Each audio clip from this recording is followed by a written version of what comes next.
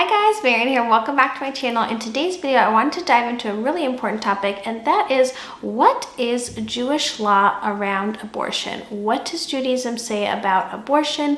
Is it allowed? Is it not allowed? And how does that play into the Supreme Court overturning Roe v. Wade and our right and freedom of the expression of our religion? So of course, I know that this topic is one that people have such deeply held beliefs about, and what I really want to touch on is what the Jewish religion and Jewish law says about it. So Judaism is actually very clear from the Torah through the Mishneh and rabbis from our ancient times to today that abortion is permitted, and not just permitted but is required if the mother's life is in danger.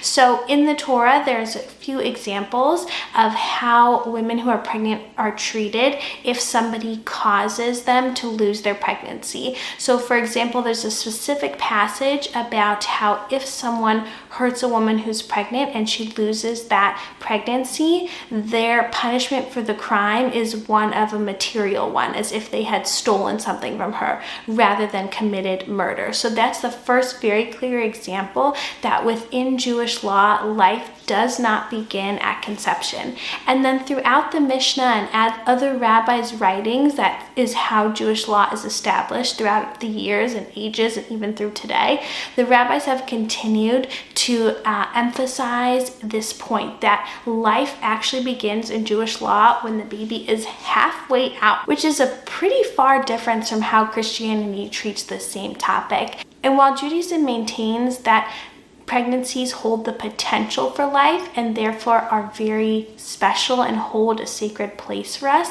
they do not infringe on the rights of the mother, and that the mother's life always comes first. This also is seen throughout rabbinic writings and how they speak. Amanda, I'm going to go out on a limb here and say that you were very pregnant. I am very pregnant. I am due tomorrow. Oh my goodness. And are you due to be induced, or are you going to wait and see? I'm going to wait and see. Okay. Yeah. Well, now tell me about what you have written on your stomach. Sure. So this is a part of me right now. I'm Jewish, and according to Jewish law and tradition, life begins with the first breath and at birth, and that if anything were to happen up until then, that it is part of me and it is my decision. It's part of my body. It's like a limb. I mean, it is a significant part of me, but it's my decision. Okay, so I see you have written here. Can you read it to me? Yeah, it says not yet a human. And why did you write that? Because everyone is talking about murder, and it's just, it's me. It's not somebody else yet. I have a child. This is a person. This is a person with will. This is a person who has decision-making power, and this is me. What do you think of today's decision? It's awful. I mean, it's horrible. I don't know, what parts this baby is going to have, but if he or she does not have the options that they need to make bodily choices around what they can do with their own life, I don't know how to protect them in the world.